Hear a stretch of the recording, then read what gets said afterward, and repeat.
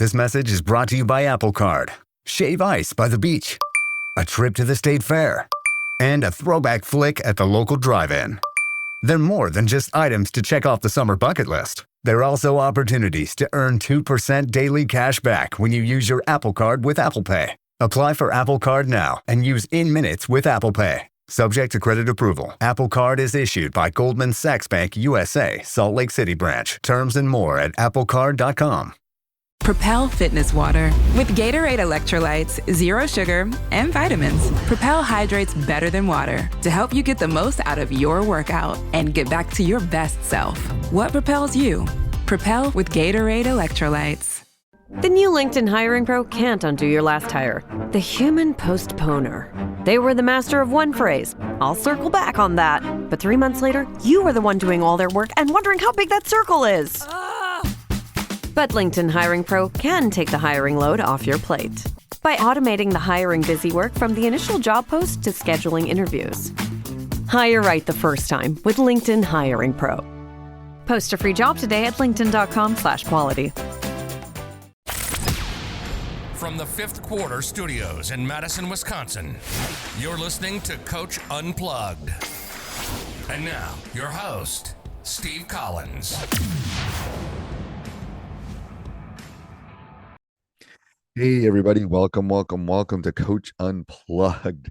I am so happy that you decided to join us. If you like this podcast, you should go over and listen to a bunch of the other ones in our network, with like the 5-Minute Basketball Coaching Podcast, or High School Hoops, or Coaching Youth Hoops. All of those are, I think, interesting, and we would love if you left a 5-star review. You can leave those 1-star reviews at home. But before we jump into the topic today, I'd like to give a big shout out to our sponsors. First of all, Dr. Dish. Mention Coach Unplugged and you'll get $450 off. You'll get great customer service. It is, I can tell you from someone that's still coaching, it has helped my team immensely. I can't tell you the number of shots that we have taken on our Dr. Dish machines. And then also go over and check out teachhoops.com for coaches who want to get better. 25 years ago, when I took over a program that no one wanted, that had 5 winning seasons in 35 years, I was the only applicant. No one wanted it. I would have killed for a resource like teachhoops.com. It took me years to turn it into a national powerhouse. And I have put all that secret sauce inside of teachhoops.com. So come over and check it out. 14-day free trial. It will give you the roadmap. It will give you me. It will give you one-on-one calls and office hours and a community of like-minded coaches. I think you'll love it. Let's head off to the podcast. So if you're not into it, like, you might get a ball off the head. You might get, you know what I mean? Like, you're not ready. The coach is screaming at you, get your hands up, ready, shot, right, ready, turn, So now, like, it's just a drill to get everyone into practice right away. Simple drill, quick shooting, 4-minute time with a goal. Everybody's going. You know what I mean? I love that. Yeah, 4-minute shoot. I kind of like it. And, we've always that it gets our practices really. And it gets it moving. Okay, let's go back to the shared screen here. Then we do the old 3-on-0 layup. Okay. Which, everybody does. We all know that one, right? Just three-man weave. You know what I mean? Mm-hmm. Little layup. And then the 3-on-0 layup. This is 3-on-0 layup. So this is basically. I'm going to come back out of that. All right. So this is how this drill works. You'd have 3 guys, a layup line right there. We'd have and a rebounding line right here. And then everybody would fill in those 3 spots. There's the 3 spots in the court. Okay. So now what would happen was this guy would go for his left-handed layup coming right now. Okay. Right. He'd make the layup. And then as he made the layup, he takes off down the court. Okay. He goes. The big man steps on the court, gets the ball out of the net, goes out of bounds. And then the point guard who's here, he goes to ass to the sideline, calls for an outlet. You know what I mean? Yep. Outlet, ball. This guy has to clear the paint, and he's got to throw an outlet pass to the point guard. Point guard has his ass to the sideline, so he doesn't get, like the old ass to the, if he turns and catches, it's going to be a charge. Yep. You know what I mean? So you don't want that. So the key teacher you're talking about, calling for the outlet, point guard, off the sideline, but, a good enough so you could turn either baseline, sideline, or middle. Right. So now he's got to be ass to the sideline. You make that pass to him here. He turns and goes and makes a chest pass, up the court, snap pass up to the court for this guy going for the layup. The big man who made the outlet has to come down and get the rebound out of the net. Okay. Yep. So you've got a 3-man moving at the same time. You get the point guard, you get the layup guy. So the layup guy goes, takes the shot, boom, takes off, outlet, snap, bang, here. That's 3-on-0 layup. And, boy, he comes down. Then the next group comes 3 guys going, 3-on-0 layup, 3-on-0 layup. Yep. And it just really teaches pushing the ball up the court, outlet, on the side. rebound. I like that. You know what I mean? It really gets you going. And then you transfer that, the same exact thing. Now when they're really good with and they come back the other way, 3-0 layup coming back the other way to your right hand, left hand. You come, when they're all down here now, we just go back the other way. And now after 3-0 layup, we do 3-0 post pass. And the 3-0 post pass is very similar, same exact situation. The guy goes for the layup here, takes, makes the layup, takes off down the court, going down the court. Big man, the same exact thing, takes out of bounds, outlet, same exact thing here. Now this is 3-0 post pass. So now you throw it up the court, and instead of going for a layup, you dribble it down to the corner and come back. Big man, and your big man's trailing. Sprint to rim to rim. He posts up. These 2 guys are here, and now you got to make an entry pass to the post. Pass, fake high, pass around low. Your assistant coach is standing out here with a basketball. Right here. Yep. You make the post. This post, big man makes his post move. The coach passes it out to one of these players, and then he penetrates and kicks out for a shot. I like that. Penetrate, kick out. That trailer big thing is so hard for them to do. Oh, I know. Isn't it? It's a tough. I'll tell you, we work on that a lot. And then when we have a coach stand here and as the bigs coming down, we bump him with a pad. And he's got to skin off. You know what I mean? And catch it in the post. And I'm telling you might run this drill for a month and they still won't be good. I mean, it just takes so long for that trailing big. Oh, I know. Because I don't know if they don't look. Start clearing that paint, catch it. And if they get the mentality of sprinting, that's why they got to get the ball out of the net, sprint the court. Like the same exact thing, like post up. I want our bigs trying to beat the other big down the court. And they don't look. I mean, I think part of that summer basketball, I hate to say it, but the game is so wide that they don't look for those guys going down unless it's going to be a tomahawk dunk. They never look for them coming down the lane anymore. It is. I'll tell you right now, I hate to say it, but there's limited amount of big men in the country anymore. I ran a NEPSAC tournament, which is all the NEPSAC schools in New England came to my gym this past summer for the college coaches. There was 200 college coaches across the country, high level, Division I. It was a sanctioned event. It was one of the only sanctioned ones in the summer. And so we said, hey, what we're going to do for these guys? They want to see them play, but they also got to do a breakdown a little bit. So let's break them down to 3 groups: post player, wing, and point guard. So I said, all right, guys, get them all together. I said, all right, listen, everybody who's a point guard, go to court 1. Wing, go to court 2. Post player, go to court 3. You guys all set? Now, there was 250 kids. Let me guess. Less than 10 bigs. 5 went over to court 3. 5 out of 250 went over to the big man section. It was unbelievable. Well, and I'm telling you, part of that is college. Part of that's the NBA. Like, they're looking for Giannis. They're looking for, like, long, lanky Magic Johnson kind of. They're not looking for bigs anymore. No. The Shaquille O'Neals of the world are gone. It's unbelievable. I couldn't believe it. I'm like, I was going over to the wings. I'm like, why don't you go over to just to get seen? There's college coaches on that court. Like, right. You're in a line with like 60, 70 other dudes. Why not go over there with them on 5? I'd be like the 6-foot kid down there with the posts. It's like, look at me. Look at me. Exactly. So, but I know it's hard to get those bigs, but if you can get a big to run the court and all that and post. All right, let's go. Let's do the end of it in like 3 minutes because I have a couple questions I want to ask you, and I don't want to keep you all night here. Yeah, no problem. Share screen back. I mean, I could talk basketball all night, but there you go. Okay.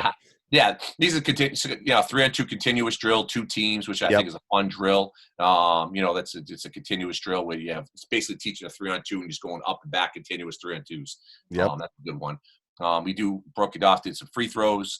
If you missed, you had a penalty. Like you do a 1-on-1. I always teach our guys to take 2 free throws. After you take the first one, step off the line, take the second one, and then it's a 1-on-1. If you miss the first, you got to do something, like double. If you miss the second, you only got it. So we do 20.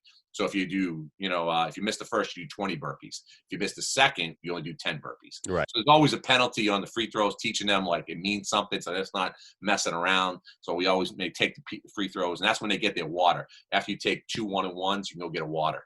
And we kind of give them their breaks. So there are always some water breaks in the free throws. And we go over shell drill. Teaching a shell drill, typical across the country, everybody works on a shell. strong weak side cutters, that. Then we worked on switching ball screens during this practice, which is always important. What are you going to do? Switch ball screens. How are you going to play a ball screen? I'm telling you, ball screens are the one thing that literally you don't. We're high school coaches. We How don't do you have, play?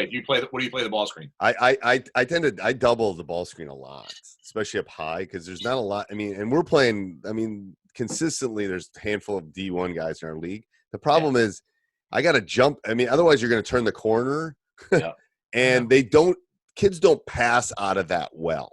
That's my theory. Is we're going to rotate fast enough that if I come at you now, don't get me wrong, we were hedging, we were doing some other stuff late in the season. But I'm going to double you at least half. I'm going to make you think that we're coming. You said that ball screen, we're doubling the ball. I mean, go ahead and flare and roll. The guy that has the ball is not going to get it to you half the time. Exactly, especially the high school level. Yeah, we've been icing it, and I've been trying to get that ice down to these guys. But it's when you commit to it, if one of the things screw up, you get really messed up. Yeah, and here's the problem is we don't have the time to practice. I mean, if I'd run that, I'd run all sorts of different types of things if I could spend, the time to teach them. Practice it, yeah, we're going to do this for this team. We're going to do this for this team. Yep. But it's like we don't have time. I mean, if I had them all year round, even if I could only see them for a couple hours in the fall and the spring, I could do all that. But it's like we get shut down. I don't know. I know it's very hard. They limit. I think they're trying to give it more back to the high school coaches lately. The NCAA is kind of like they're giving us a little bit. I have several things I'm gonna fight for before I get done with this thing. One is the jump ball should go away. It's a stupid thing. Why do we? The officials can't even throw the ball. No, the officials mess it up every time. Let's just give the visiting team the ball and do alternating possession. That's my first thing. It's stupid. It's just a dumb thing. What were we just talking about? Do you run a tap play? I run a tap play. We do run a tap play. We've been burned on a tap play too. Yeah. But yeah, go ahead. Keep going, Coach. Then we just do. We had this practice. We had conditioning for 4 minutes because sometimes we only have 2 baskets. So because you share the court with like the women's, the other JV. So if I don't have my 6 hoops, then I do conditioning. You know what I mean? Stations. Right. And have 4 guys are taking free throws, and then we rotate. Like those 4 guys come free throws, the other guys are in conditioning. So you kind of get your conditioning in with the water because we try to be a pressing team. Then I work on press. We were working on press break during this practice and zone offense versus the 2-3 and the 1-3-1. We do this drill called Michigan State, which is I got from Michigan State. Tom Izzo, it's a phenomenal drill. Basically, you start off 2-on-1. There's you have 2 teams. You have white and blue. Blue's down the other end. He sends one guy out on defense. Okay. White team comes down with 2 guys. Okay. They got the ball. They're on offense. So now it's a 2-on-1. You're going down the court 2-on-1. Play, score. Yep. Now we're up 2-0 white. We get back in a tandem because 2 guys on the blue come out. Now it's a 3-on-2. 3-on-2 coming back. And now it's 3 blue guys versus 2 white. They got to make the stop. Yep. They say they score. Now it's 2-2. Yeah. Now the white team sends out 4. I mean, now 2 other guys come on. Now it's a 4-on-3. Right. Now you go down, play the 4-on-3, scramble and triangle, how to play D. All of a sudden the shot goes up. We make it. We're up 6-4. They send 2 more guys on. Now it's a 5-on-4 going back. We're doing the box. 1 guy's open. Finally score. Now it's 6-6. Now it's a 5-on-5, the final drill. I love that. Awesome drill. Teams love it because it's a score. It's like, who's going to active too. You're active. Yeah. Yeah. It's 2-on-1, 3-on-2, all the things that happen in practice. Phenomenal drill. Got that from Tom Izzo. And, just we do it. We did it when I was at Holy Cross. We did it when I was at Quinnipiac. We did it when I was at Western Kentucky. We did it when I was everywhere I've gone and done it. It's awesome drill. Kids love it. And then we did some defensive conditioning. I always believe that you got to teach kids to stay in stance. And so we do this slide run drill. So basically when I said defensive conditioning, it's like you start in the corner, they slide out to the elbow, then they sprint. Then they slide to the other elbow, then they sprint to the corner. Then they're sliding the whole baseline. Same thing, slide, run, all the way up. And the problem is the kids, kids want to stand up so much. And we teach them slow, like board, don't come up, no bunny hopping. Try and teach that technique of not clicking your heels, short choppy steps, board between your legs, 6 inches, all that kind of stuff. And that's where you can really teach that. And it's also work on the conditioning of staying in the stance. So we talked about that, getting some water. And then this day was a scout day. So we were talking 15 minutes about the other team and what drills they did. And then we go through last 10 minutes, all our plays, dry. Yep. And, side out of bounds, underneath out of bounds. And then we do our post practice. And how do you do? I see on the bottom you've got groups. Do you make them competitive and equal? Do you put your starting 5 together? How do you do that? It varies. Earlier in the season, we do it, to be honest with you, we break them off like evenly. And then later on, I kind of want my 5 starters kind of working. I want the other kids to be the scout team. And I want those kids to kind of like wish they were a starter and bust their ass to try and get the starting spot. Yeah. So I kind of, as the season progresses, we kind of like have the top group and the second group, and I kind of keep them green and white, differentiate. So let's share the screen here. Do you, if you could only do 3 things at practice, what would you do? This message is brought to you by Apple Card. Shave ice by the beach, a trip to the state fair, and a throwback flick at the local drive-in. They're more than just items to check off the summer bucket list. They're also opportunities to earn 2% daily cash back when you use your Apple Card with Apple Pay. Apply for Apple Card now and use in minutes with Apple Pay. Subject to credit approval. Apple Card is issued by Goldman Sachs Bank USA, Salt Lake City branch. Terms and more at applecard.com. Propel Fitness Water. With Gatorade electrolytes, zero sugar, and vitamins, Propel hydrates better than water to help you get the most out of your workout and get back to your best self. What propels you? Propel with Gatorade electrolytes. Oof, three things in practice. I guess it would be, I would have to do offensively. We'd be doing a lot of shooting. I think that would be important. And I would be really working on shell. I think your defensive, your half court, you have to, in order to win, you got to be able to stop someone in the half court, I think. You know what I mean? You do. So you gotta. So I'd probably work on shell. I think in order to win also on the other end, you got to make shots. I don't think enough guys work on shooting like game shots, not like just staying still, like jack them up, like, like time and score, like game shooting drills that like really put pressure on kids and like they got, elevate and make a shot like under pressure and like put them as much as you can in that. So I'd be doing competitive shooting drills, probably shell. And then since I'm a pressing coach, I've always, been pressing lately. I'd work on some kind of press, like whatever it is, the, diamond or, black or, what do you think the hardest thing to teach is? Hardest thing to teach, that's a really good question. I think the hardest thing to teach is teammate stuff, like getting the kids away from themselves and holding them accountable to like being a great teammate. I think that's important. And like, I don't think the kids even realize they're doing it. And like, I had a kid, every time he made a basket, he was pointing to the crowd and, like doing the whole, guns and, just making crazy stuff. And I hit a 3. I'm running down the court. I hit a 3. I know. And why are you doing that? I know. Like, getting him to believe in himself not to do that. And like, it meant something to, it was just tough. And I said, I want you, the kid would be like, why are you taking it away from me, coach? It's supposed to be celebrate. I'm like, yeah, I want you to celebrate, but wait till a timeout. Like if you make a 3 and they call a timeout and it's whatever, then I want you jumping up. I want you hugging your teammates. I want that emotion and that passion, but like not in the middle of a flow of a game. Right. And I think kids don't get that. They don't think about the next play enough. Like, you got to be locked in, man, like on every possession. Like every possession means something to us. And I'm not going to defend this kid, but it's I'm married to a psychologist. Part of that is that teenage brain. So yeah, anyway, they don't think beyond 2 minutes. I know. So that's hard I think it's hard to get them to buy into that team mentality and like it's more than just me and like these kids, they're all in high school. They want to be the leading scorer. They want to be the the guy that makes the shot and the fans are all cheering their name and all that. But they don't realize is like if you can do it consistently, they're going to be doing that for everybody. Like in the fans because they're going to win. You're going to win. Right. So I'm trying to get that out of their mentalities is hard and making them believe that it means something. What would you tell your young self? Oof.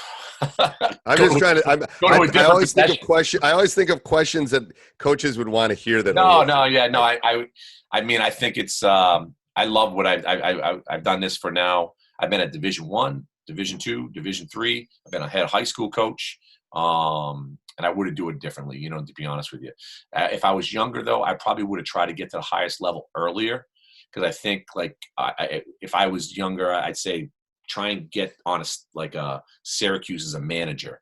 Try and get as a video assistant at like Duke or no, like work as many high level camps as you can to get to know the assistants and that kind of stuff.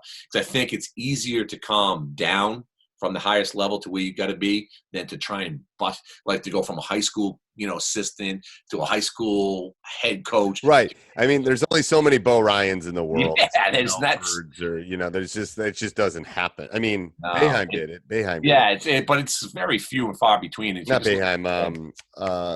Michigan coach did it. Izzo. No, the one Beeline. John Beeline. Beeline did it. He did it. Yeah, Beeline. Yeah, you're right. Yeah, very few. Very few to build that up like that and win at a highest level. Like I could go right now to Hampton Hall here and win the national championship, like high school for the next 5.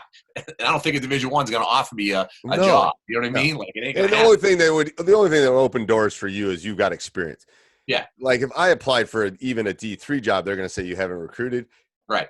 Great, you've won, but I don't know if you can coach to college level. Exactly. My theory is that coaching's coaching. As long as I know enough about the game, I would recruit the right guys that would fit my system. That's part of the key. But that's not. I mean, I never wanted. I mean, I had my chances, but I love coaching high school. But that's you're right. It's like, and the problem is you got to look at it like you're an indentured servant. If you want to be a college coach, you're an indentured servant. You're going to work 100 hours and make $12, basically. Oh my God! Like, if I ever charted the amount of hours I put in at Holy Cross, and it's crazy. Right. 40-hour week is not. It's not even. There is no 40-hour week. It's not even. It's funny to even say that word. You know what I mean? Like it's right. Because there's 50 people standing behind you that'll take the job. It's like being. Oh yeah, and to be honest with you, when you're going through it. Like, I didn't even think of it like that. Like, I wasn't thinking like, wait a minute, day off. Like, I gotta be in the office tomorrow at 6. Like, we got effort stats I'm doing here till 1:00 in the morning. Like, right. They were hard days, but like, you don't even think about it. It's just part of your mentality. So if you don't have that mentality and that love for this game and the love to, you won't make it. My biggest thing was my love of, watching the film and getting guys better. And I walked into a practice and after I watched the kids' effort stats, I could talk to a kid for a half an hour, but man, like, listen, when you were blocking out, you weren't bending. You weren't like, you got to get lower. And his kid's like, what do you mean, coach? I'm like, let's watch the film. Look at you stand. So like, you could really teach a kid and you see the kid get that aha moment. Those are the moments I live for in coaching. And that's what carried me through when I got better. So like, if younger coaches, you got to love it like that. If you don't, it's a long road, man. If you're in there, I always tell my students that the key to life is find something you love to do, something you're good at, and something that pays well. If you find the interchange of those 3, you're in good shape. I think I found 2 of the 3. Right. Teachers don't make a lot of money, but anyway, so that's the happiness, and you might love to do something like I always tell my students, you might love singing. Yeah, right. You're not any good at it. Like, so that's fine. You can sing the rest of your life, but no one's going to listen to you, Right. So you got to try to find something you love to do and you're good at. If you could talk to one coach, who would you talk to? Living or dead? John Wooden. Why? I just like, I did a lot of reading when about coaching and stuff like that. And I just loved his mentality. He never swore in front of his players. He was a gentleman. And he won a lot, and he really won a lot. And he was really attention to detail in practice. And, like he didn't have to yell during the games. And he always says, because I knew we worked so hard in practice. And if you ever get a chance, just listen to stuff about John Wooden and read about him and just watch some tape on him. He's hard not to like be inspired by. And, just what he did and accomplished. I don't think there's any other college coach out there that's done what he's done. Is there anything you change about the game? What level? The high school? Any level? Any level? I mean, I think there's a lot of things that have been changing, like the 3-point line going back deeper and stuff like that. I think changes the game a lot. I've seen that, when I played, we didn't even have the three, like early on. Yeah, I know. And now it's College, like back in college and stuff like that. So I think there's some rules that I would like change, but I kind of like the way it is. I think that there's things that have to evolve. Do you have a shot clock? We do have a shot clock. Yeah, I think everyone should have a shot clock. How long is yours? We go 30 seconds. Okay. So and do you have a problem with someone running it? Managers? I mean, we hire staff that come in and do the games. And do you have 3 officials? We have most games. We have 3 officials. For our home games, we have 3, but sometimes in the row we only have 2. And do they have a problem with the shot clock, whether it hits the rim and those kind of things? I mean, it's not the college level. Yeah, I think I mean, it happens. I mean, it's going to happen throughout the game, but it's not to the effect where I think it ruins the game. Someone's that clueless. I think they get the hang of it and they get better. And as long as you get an attentive, responsible person there, who's willing to it means something to them. Right. And what percentage of time does the shot clock come into play? That's a good question. I'd probably say maybe, I don't know, maybe 15% of the game. And what do you do do you have specific things you do if it's running down? Oh yeah. Under 10 seconds, we have, kids, if we haven't got something under 10 seconds, they bring the ball to the middle and they run a flat middle ball screen. So, not an angle, a kind of middle flat. So guys can't have to hedge one way or the other. It's a little bit harder with a flat ball screen. So we call that flat, and, they do that. Or we do 1-4 low, and we try and let our best player go. So we have a couple calls, head tap, and, that with shot clock running down.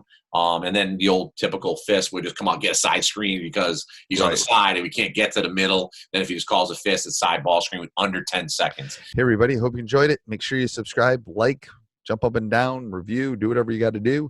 Also, go over and check out teachhoops.com for coaches who want to get better. Have a great